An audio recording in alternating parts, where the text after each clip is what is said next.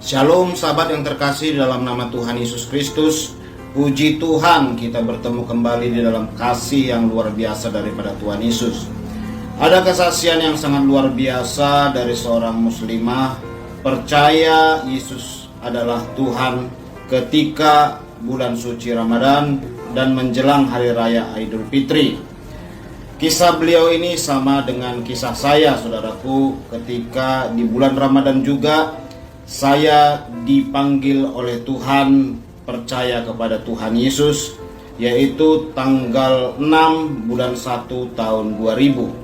Luar biasa, saudaraku, sebenarnya sangat banyak sekali ya muslimah yang percaya kepada Yesus di hari kemenangan menurut mereka, di bulan Ramadan, di bulan suci menurut mereka, di hari Nan Fitri menurut mereka. Tetapi disitulah hidayah menjemput dan mereka percaya kepada Tuhan Yesus.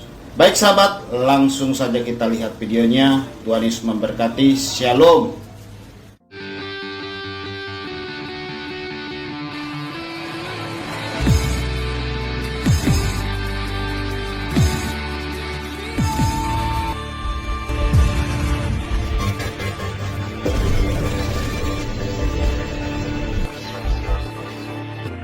Pada kesempatan ini saya akan menyaksikan sedikit ya bagaimana saya bisa menerima Kristus sebagai Tuhan dan Juru Selamat saya.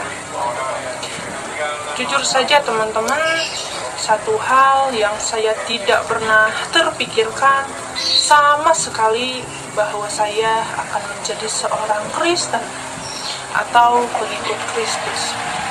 Mengingat saya lahir dan dibesarkan dari keluarga muslim, tentunya dari kecil saya belajar sholat dan mengaji hingga remaja. Kok bisa sih? Awalnya sih saya sering ngobrol tentang banyak hal dengan seorang teman yang saat itu baru saya kenal. Entah dalam obrolan apa saat itu, saya lupa lagi. Tapi yang saya ingat, teman saya ini bilang gini, "Meta, sebentar lagi kan kamu merayakan Idul Fitri. Kamu yakin gak dosa kamu bakal dihapus atau diampuni?" Jelas pada saat itu saya menjawab, ya pastilah dihapus, karena memang dalam ajaran Islam, Idul Fitri itu kembalinya manusia kepada fitrahnya atau kesuciannya. Teman saya ini malah bilang gini, itu tuh nggak bakalan, Meta. Mau kamu 7 kali Idul Fitri, mau 12 kali Idul Fitri, dosa kamu tiap tahun malah makin bertambah. Jadi nggak ada tuh istilah manusia kembali kepada kesucian. Saya kan agak tersinggung tuh. Saya balik tanya, emang kalau di Kristen itu gimana? Teman saya jawab gini, yang namanya manusia itu gak ada yang suci. Selama hidup di dunia itu gak ada. Dosa itu terlalu banyak, malah makin tambah banyak. Nah, itu kata teman saya. Jadi nggak ada satupun cara untuk menghapus dosa seseorang sampai menjadi suci, itu nggak ada. Saat itu saya bertanya, lantas gimana dosa bisa diampuni?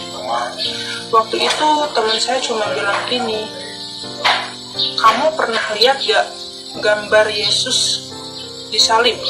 Nah, saya jawab pernah.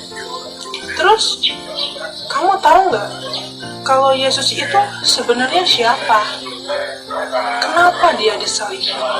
Dan untuk apa dia disalib? Coba deh kamu kenali Isa Al-Masih dalam Al-Quranmu.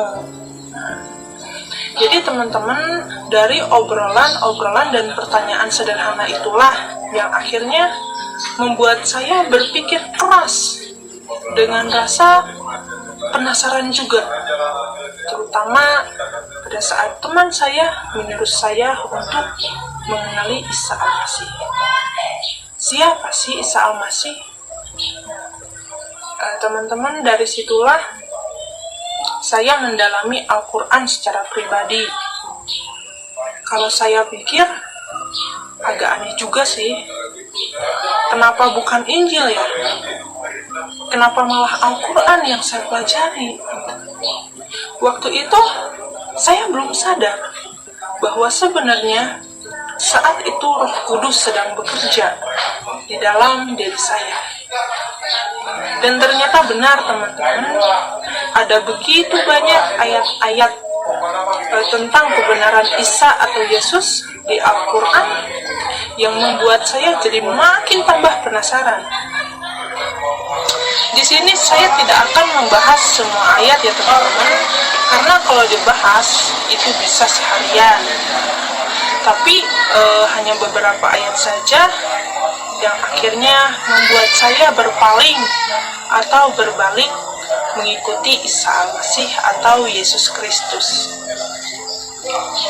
Dalam Quran surat Az-Zukhruf ayat yang ke-61 dikatakan, wa innahu la'imu lisya'ati falatam taruna biha wa tabi'uniha jasyuratul mustaqim, yang artinya, dan sesungguhnya Isa itu benar memberikan pengetahuan tentang hari kiamat. Karena itu janganlah kamu ragu akan kiamat itu, dan ikutilah aku, inilah jalan yang lurus. Nah teman-teman, kalimat yang membuat saya takjub dan luar biasa itu ada pada kalimat yang pertama, Isa itu benar. Yang kedua, janganlah kamu ragu. Yang ketiga, ikutilah aku. Yang keempat, inilah jalan yang lurus.